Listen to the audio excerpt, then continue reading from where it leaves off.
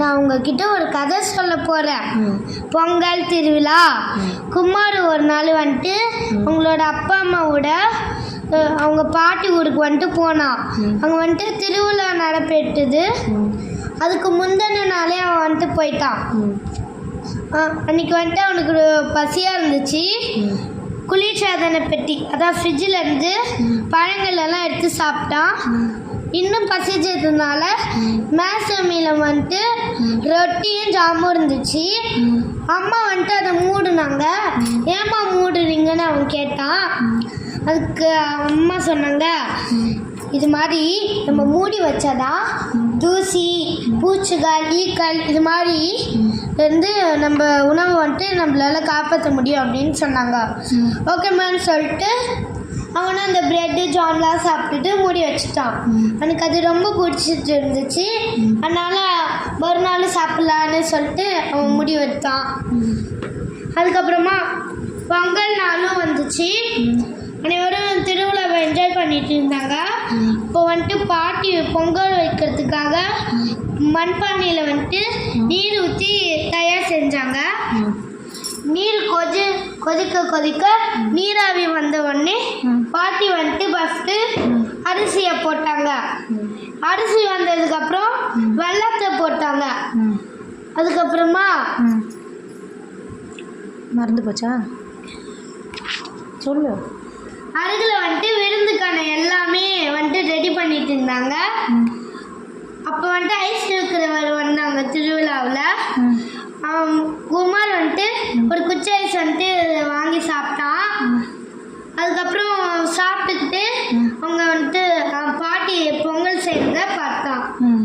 பாட்டி வந்துட்டு இந்த சூடான சுவையான மனம் மிகுந்த பொங்கலை வந்துட்டு அவங்களோட சொந்தக்காரு ஏழைகள் அது மாதிரி அவங்களோட நண்பர்கள் இந்த மாதிரி சின்ன பசங்க இவங்களுக்கெல்லாம் வந்துட்டு தேவைக்கு ஏற்ற உணவை வந்துட்டு கொடுத்தாங்க.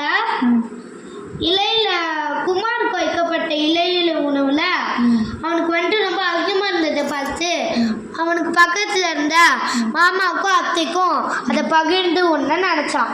அதே மாதிரி பகிர்ந்து உண்ணான்.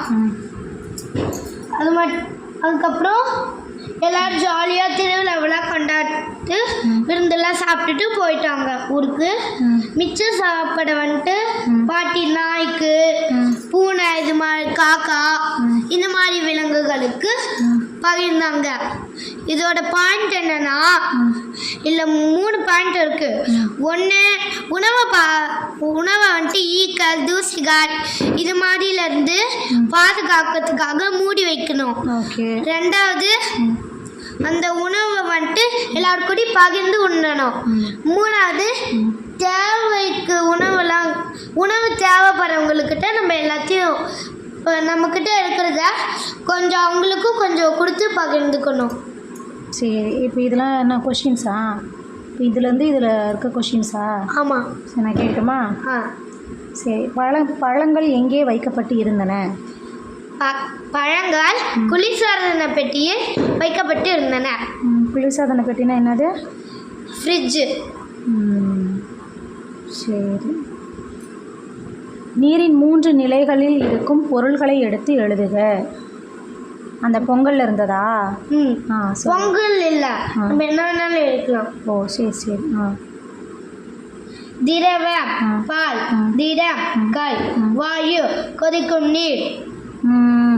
இல்லையே பாப்பா, நீரின் 3 நிலைகள் தானே கேட்குறாங்க. பால் வந்து திரவம் கரெக்டு, வாயு வந்து கொதிக்கக்கூடிய நீர்லேருந்து வரக்கூடிய நீராவி கரெக்டு, திடம்ங்கிறது கல் எப்படி வரும்? சரி, திடம் பனிக்கட்டி வெள்ளம். பனிக்கட்டி தான் வரும், வெள்ளம்லாம் வரக்கூடாது. இங்கே கேட்குறது திடப்பொருள் இல்லை, தண்ணியோட திடப்பொருள் என்னன்னு கேட்குறாங்க. தண்ணி வந்து திடப்பொருளோட வடிவத்தில் இருக்கும்ல, அதுதான் என்னன்னு கேட்குறாங்க. இப்போ பனிக்கட்டி ஐஸ் இல்லை, இந்த பாடத்தில் ஐஸ் சாப்பிட்டானே ஐஸ்கிரீம். ஐஸ், அதுதான். புரியுதா? சரி, வெரி குட், சூப்பர். என்னங்க, பாப்பா சொன்ன கதை உங்கள் எல்லாருக்கும் பிடிச்சிருந்துச்சுங்களா? இந்த கதை உங்களுக்கு ஏற்கனவே தெரியுமா தெரியாதாங்கிறத கமெண்ட்டில் சொல்லுங்கள். தேங்க்யூ.